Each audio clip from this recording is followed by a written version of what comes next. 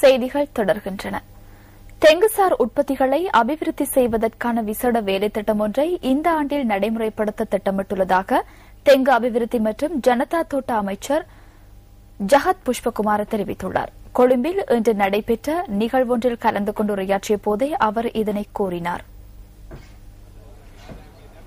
කප්රුක පුරවර වැඩසටහන යටතේ පොල් ආශ්‍රිත නිෂ්පාදකයන්ට ලොරි රථ බෙදා දීම වෙනුවෙන් මෙම උත්සවය අද පැවැත්වුණේ පොල් සංවර්ධන හා ජනතා වතු සංවර්ධන. පොල් වගා කිරීමට இந்த வருடத்துக்குள் தென்னை வளர்ப்பு மற்றும் தெங்குசார் உற்பத்திகளுக்கு அதிகளவான பெறுமதியை வழங்குவதே எமது எதிர்பார்ப்பாக உள்ளது. தற்போது அதிகளவான வீடுகளில் தேங்காய் சுரட்டைகளையும் தேங்காய் துருவலையும் மூட்டை அடுப்புக்குள் போடுகின்றனர். தென்னமட்டைகளையும் அடுப்பில் போடுகின்றனர். நாங்கள் தென்னமட்டை சார்ந்த உற்பத்திகள் மற்றும் தெங்குசார் உற்பத்திகள் தொடர்பில் விழிப்புணர்வை ஏற்படுத்தி அவற்றின் உற்பத்தியினை அதிகரிக்க உள்ளோம். அனைத்து வீடுகளிலும் பயன்படுத்தப்படும் தெங்கு சார்ந்த பொருட்களை அழிக்க வேண்டாம் என நாம் கேட்டுக்கொள்கிறோம். அவற்றை விலைக்கு வாங்கும் வேலை திட்டம் ஒன்றை நடைமுறைப்படுத்துவதற்கு நாம் எதிர்பார்த்துள்ளோம். களுத்துறை நாகசந்தி பகுதியில் மோட்டார் சைக்கிள் ஒன்று லாரியுடன் மோதியதில் 2 உயிரிழந்துள்ளனர். நேற்றிரவு 9:40 அளவில் இந்த விபத்து இடம்பெற்றதாக போலீசார் குறிப்பிட்டனர். விபத்தில் படுகாயமடைந்த மோட்டார் சைக்கிளில் பயணித்த 2 நாகுட வைத்தியசாலையில் அனுமதிக்கப்பட்டதன் பின்னர் உயிரிழந்துள்ளனர். 26 மற்றும் 29 வயதான 2 இளைஞர்கள் இந்த விபத்தில் உயிரிழந்துள்ளனர். விபத்துடன் தொடர்புடைய சந்தேகத்தின் பேரில் லொரியின் சாரதி கைது செய்யப்பட்டுள்ளார்.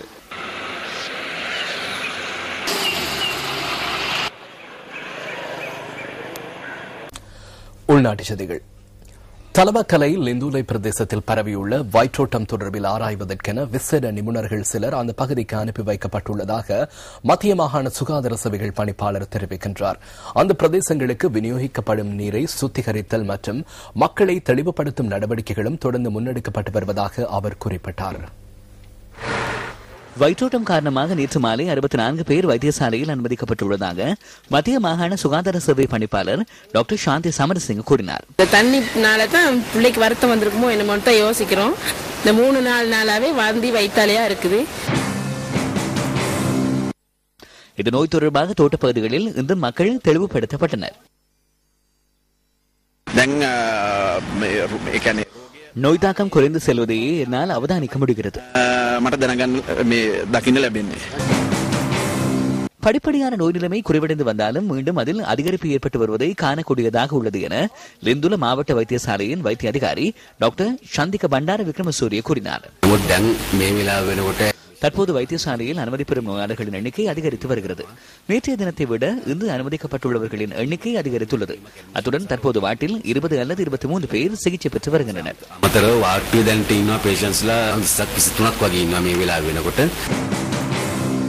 தலவாக்கலை பிரதான நீர் விநியோக மார்க்கத்தினூடாக வழங்கப்படும் நீர் மூலம் வயிற்றோட்டம் பரவியுள்ளதாக வைத்தியர்கள் தெரிவிக்கின்றனர். தலவாக்கலை பிரதேசத்துக்கு விநியோகிக்கப்படும் நீரிலேயே இந்த பிரச்சனை ஏற்பட்டுள்ளது என்பது தெரிய வந்துள்ளது. அப்பிரதேசத்துக்கு விநியோகிக்கப்படும் பிரதான நீர் விநியோக மார்க்கத்தில் இந்த பிரச்சனை ஏற்பட்டுள்ளது என்பது விசேட ஆய்வுகளில் இருந்து தெரிய வந்துள்ளது.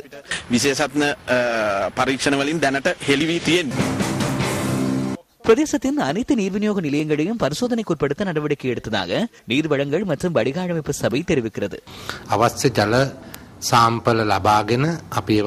தேவையான நீர் மாதிரிகளை பெற்று அவற்றை பரிசோதனை செய்து வருகிறோம். அத்துடன் நாம் நீர்நிலைகளை சுத்திகரிக்கிறோம். அவ்வாறு நாம் நீரை சுத்தப்படுத்தி கிருமிகளை அழிக்கிறோம்.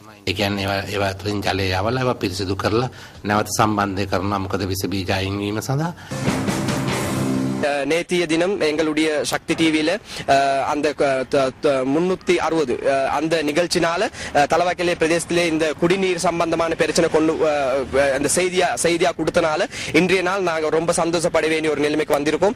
என்னென்று சொன்னா அந்த ஓட்ட போட்டிலே சேர்ந்து அதே போல சுகாதார பிரிவிலே சேர்ந்து நாங்க இதுவரைக்கும் முகம் காங்காத உத்தியோகஸ்தர்மார்கள் இன்றைய தினம் தலவாக்கலைக்கு விஜயம் செஞ்சு அந்த தேவையான சுகாதார நடவடிக்கை அதே போல அந்த தண்ணி சபையிலே சேர்ந்தவர்கள் வந்து நல்ல சுகாதார உட்பட தண்ணிகள் கொடுக்கறதுக்காக இந்த தகுந்த வேலைகள் செஞ்சிட்டு இருக்காங்க. அதுக்கு இந்த நீர் சபையில சேர்ந்த உயர் உத்தியோகஸ்தர் ஒரு உத்தரவாதம் கொடுத்திருக்காங்க. இன்றைய நாளில இருந்து இந்த சபையில விநியோகிக்கிற குடிநீர் நல்ல தரமுள்ள தண்ணி என்று எனக்கு ஒரு உத்தரவாதம் கொடுத்திருக்கு. ஆகவே நான் திரும்பி ஒரு முறை சக்தி டிவியில 360 அந்த நிகழ்ச்சிக்கு அந்த செய்திக்கு நான் நகரசபையிலே முதல்வர் என்ற முறையிலே என்னுடைய நன்றியை தெரிவிக்க வேணும். இந்த குடிநீர் சபையில தகுந்த வேலைகள் செஞ்சிருக்கு. அதனால நான் உத்தரவாதம் கொடுக்கிறது இனி இந்த தண்ணினால அந்த மாதிரி நோய்கள் எங்கட மக்களுக்கு வராம பாத்துக்கள் எல்லாம் என்ன අවුරුදු 40 ගානක පුද්ගලයා අපි ජල සම්පාදනය කරන ප්‍රදේශ அந்த 40 வயதான நபர் அவரது நீர் வழங்கல் பிரதேசத்தில் இருந்து வெளியிலேயே உள்ளார். மற்ற குழந்தை பாலருந்தும் போது சிக்கி உருளந்துள்ளதாக தெரிய வந்துள்ளது. அதனை சுகாதார பிரிவில் உறுதிப்படுத்த வேண்டும். අනතුර කියන්නේ මරණයට පත් වුණායි කියලා තමයි අපිට ලැබෙන ආරංචි මාර්ග තියෙන්නේ. ඒක මම හිතන්නේ සෞඛ්‍ය සේවා අංශ වලින් ඒවා ස්ථීර කරන්න අවශ්‍ය වෙනවා. ரோகின் දෙදෙනෙක් මේ 2 நோயாளர்கள் இதுவரை உயிரிழந்துள்ளனர். அவர்கள் இருவரும் வைத்தியசாலைக்கு கொண்டு வரப்படும் போதே உயிரிழந்திருந்துள்ளனர். பிரதேசத்துக்கு விநியோகிக்கப்படும் குடிநீரை பரிசோதிப்பதற்கு நீர் வழங்கல் வடிகாலமைப்பு சபை நடவடிக்கை எடுத்தது. மக்களுக்கு வழங்கப்படும் நீர் உரிய முறையில் சுத்திகரிக்கப்பட்டு குளோரினேட்டை விநியோகிக்கப்படுகிறது. உரிய தரத்திலேயே நீரை வழங்குகிறோம். எனினும் தற்போது ஏற்பட்டுள்ள நிலைமையின் கீழ் கொதித்தாரிய நீரை பருகுமாறி நாம் கூறுகிறோம். නිවලා පාවිච්චි කිරීමට කටයුතු කරනවා නම් ඉතාමත්ම හොඳයි කියලා. மார்ச் 31ஆம் தேதி 6 மாத குழந்தை ஒன்று உயிரிழந்ததோடு நேற்று முற்பகல் மற்றொரு மரணம் பதிவானது. லிதுல ஹாலிவுட் தோட்டத்தை சேர்ந்த 46 வயதான ஒருவரே நேற்று உயிரிழந்தார். அவரின் சடலம் இன்று பிற்பகல் அன்னாரின் வீட்டுக்கு கொண்டு செல்லப்பட்டது.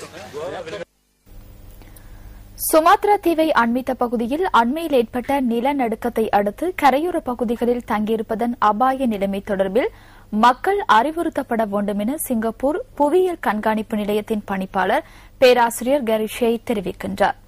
நியூஸ் ஃபர்ஸ்டுக்கு ஸ்கைப் தொழில்நுட்பத்தின் ஊடாக கருத்து தெரிவித்த போதே அவர் இதனை கூறினார். 1965ஆம் ஆண்டின் பின்னர் பதிவான மிகவும் பாரிய அளவிலான 5வது நிலநடுக்கமே கடந்த வாரம் இடம்பெற்றது. சமுத்திரத்தில் ஏற்பட்ட இந்த நிலநடுக்கத்தினால் சுனாமி ஒன்று ஏற்பட வாய்ப்புள்ளதாகவே கருதப்பட்டது. எனினும் அந்த நிலநடுக்கம் ஏற்பட்டு 15 நிமிடத்துக்கும் அரை மணித்தியாலத்துக்கும் இடைப்பட்ட காலத்தின் பின்னரே அது நெட்டாங்கு நிலநடுக்கம் என அறிய கிடைத்தது. இவ்வாறான நிலநடுக்கத்தின் பின்னரும் கடற்கரை அண்மித்த பகுதியில் வாழ்வதன் அவதான நிலைமை தொடர்பில் மக்கள் அறிந்திருக்க வேண்டும். சுமாத்ராவில் 2 இடங்களில் 8.5 அல்லது 9 ரிக்டர் அளவில் நிலநடுக்கம் ஏற்படுவதற்கான வாய்ப்புகள் உள்ளன. அதனால் நிலநடுக்கங்கள் ஏற்படாது என எண்ணிக்கொள்ள முடியாது. அது நாளை இடம்பெறும் அல்லது அடுத்த வாரம் இடம்பெறும் அல்லது அடுத்த வருடம் இடம்பெறும் என நம்மால் கூற முடியாது. புவியியல் விஞ்ஞானிகளுக்கு அடிப்படையாக நிலநடுக்கம் தொடர்பில் எதிர்வு கூற முடியும். எனினும் அது நாளை இடம்பெறும் அல்லது அடுத்த வருடம் இடம்பெறும் என கூற முடியாது. அவர்களுக்கு ஒன்றை செய்ய முடியும். இன்று பாடசாலை செல்லும் ஒரு மாணவர் இருப்பாராயின் அந்த மாணவரின் வாழ்நாட்களில் 2 முறை சுமாத்ராவில் நிலநடுக்கம் ஏற்படுவதற்கான வாய்ப்புள்ளதாக கூற முடியும். நிலநடுக்கம் ஏற்பட முடியுமான காலத்தை உறுதியாக கூற முடியாமையினால் நிலநடுக்கத்தின் பின்னர் சுனாமி அனர்த்தம் ஏற்பட முடியும் என்பதனால் அப்பகுதிகளில் இருந்து மக்களை வெளியேற்றுவது முக்கியமான ஒரு விடயமாகும். 2004ஆம் ஆண்டின் பின்னர் அந்த தேவையை அறிந்து கொண்ட இலங்கை கடற்கரை அண்மித்த பகுதிகளில் வாழும் மக்களுக்கு சுனாமி தொடர்பாக முன்னெச்சரிக்கை விடுப்பதற்காக 74 கோபுரங்களை ஸ்தாபித்தது. இன்னும் அண்மையில் இந்தோனேஷியாவின் சுமாத்ராவில் இடம்பெற்ற நிலநடுக்கத்தின் பின்னர் விடுக்கப்பட்ட சுனாமி முன்னெச்சரிக்கையின் போது 10 கோபுரங்கள் செயற்படவில்லை என்பது தெரிய வந்தது. பின்னர் இது குறித்து ஆராய்ந்த குழு விடயங்களை இடர் முகாமைத்துவ அமைச்சர் மஹிந்த அமரவீரவிடம் ஒப்படைத்துள்ளது. எந்தெந்த கோபுரங்கள் செயற்பட்டன, எவை செயற்படவில்லை போன்ற விடயங்களை இடர் முகாமைத்துவ நிலையத்தின் பணிப்பாளர் நாயகம் தெளிவான அறிக்கை ஒன்றின் மூலம் எடுத்து கூறியுள்ளார். இங்கு பொருத்தப்பட்ட 74 கோபுரங்களில் 64 கோபுரங்கள் செயற்பட்டுள்ளதாகவும் 10 கோபுரங்கள் செயலிழந்துள்ளதாகவும் அதில் குறிப்பிடப்பட்டுள்ளது. செயலிழந்த 10 கோபுரங்களில் 5 கோபுரங்கள் ஏற்கனவே செயலிழந்திருந்ததாக தெரிய வந்துள்ளதுடன் ஏனைய 5ம் தொழில்நுட்ப கோளாறு காரணமாக செயலிழந்ததாக இடர் முகாமைத்துவ நிலையம் தெரிவிக்கின்றது. ஏற்கனவே செயலிழந்து காணப்பட்ட கோபுரங்கள் ஹமாந்தோட்டை சீதாராம சிசிலகம கோபுரம், மாத்தரை தலல்ல தெற்கு மகாவித்யாலய கோபுரம், கம்பஹா ஹெனேதோட்ட கொச்சிக்கட கோபுரம், காலி ஸ்ரீ விஜயராம விகாரை கோபுரம், தலைமன்னார் கோபுரம் தொழில்நுட்ப கோளாறு காரணமாக செயலிழந்துள்ள கோபுரங்கள். கம்பஹா நீர்கொழும்பு துவ தேவாலய கோபுரம், புத்தளம் வெண்ணப்புவ கடவாத்த கோபுரம், மட்டக்களப்பு வாழைச்சேனை கல்குடா கோபுரம், திருகோணமலை பஸ் தரிப்பிட கோபுரம், திருகோணமலை கிண்ணியா அல் ஹைரா பெண்கள் கல்லூரி கோபுரம். தொழில்நுட்ப கோளாறு காரணமாக செயலிழந்துள்ள 5 கோபுரங்களையும் மீண்டும் புனரமைத்துள்ளதாக இடர் முகாமைத்துவ நிலையம் தெரிவிக்கின்றது. இந்தோனேஷியாவின் சுமாத்ராவில் அண்மையில் ஏற்பட்ட 8.6 ரிக்டர் அளவிலான நில நடுக்கத்தின் தாக்கத்தை இலங்கையின் பல பிரதேசங்களிலும் உணரக்கூடியதாக இருந்தது. வெலிகம குப்புருகமுவ மத்திய கல்லூரியின் கட்டிடங்களில் ஏற்பட்டுள்ள வெடிப்பு அதன் ஒரு தாக்கம் என கல்லூரியின் அதிபர் தெரிவித்தார். குப்புருகமுவ மத்திய கல்லூரியில் தற்போது 1100 மாணவர்கள் கல்வி கற்று வருகின்றனர். ஐக்கிய தேசிய கட்சியை பாதுகாக்கும் இயக்கம் இன்று முற்பகல் ஊடகவியலாளர் சந்திப்பொன்றை ஏற்பாடு செய்திருந்தது. எதிர்வரும் மே மாதம் 1ஆம் தேதி நடைபெறவுள்ள முன்னாள் ஜனாதிபதி அமரர் ரணசிங்க பிரேமதாசவின் நினைவு தினம் மற்றும் மே தின நிகழ்வுகள் தொடர்பாக இந்த ஊடகவியலாளர் சந்திப்பில் கருத்து தெரிவிக்கப்பட்டது. ජනතාවට උදව් කරා නම් ඒ උදව් කරපු ජනනායකයෙක් තමයි රණසිංහ ප්‍රේමදාස ජනාධිපතිතුමා. மக்களுக்கு உதவிகளை செய்த மக்கள் தலைவர் என்றால் அது ரணசிங்க பிரேமதாச மாத்திரமே. அவருக்காக நாங்கள் மே மாதம் நன்றி செலுத்தும் நிகழ்வொன்றை நடாத்த உள்ளோம். அரசியல் பேதமின்றி எந்த ஒருவரும் இந்த நிகழ்வில் பங்கு பெற்ற முடியும். இந்த நாட்டில் இன்று மிகவும் அச்சநிலை ஏற்பட்டுள்ளது. அதற்கான தீர்வாக மே தினம் நடாத்தப்படும் பிரேமதாச நினைவு தினத்துக்கு உங்கள் அனைவரது ஒத்துழைப்பையும் வழங்குமாறு நாங்கள் கேட்டுக்கொள்கின்றோம்.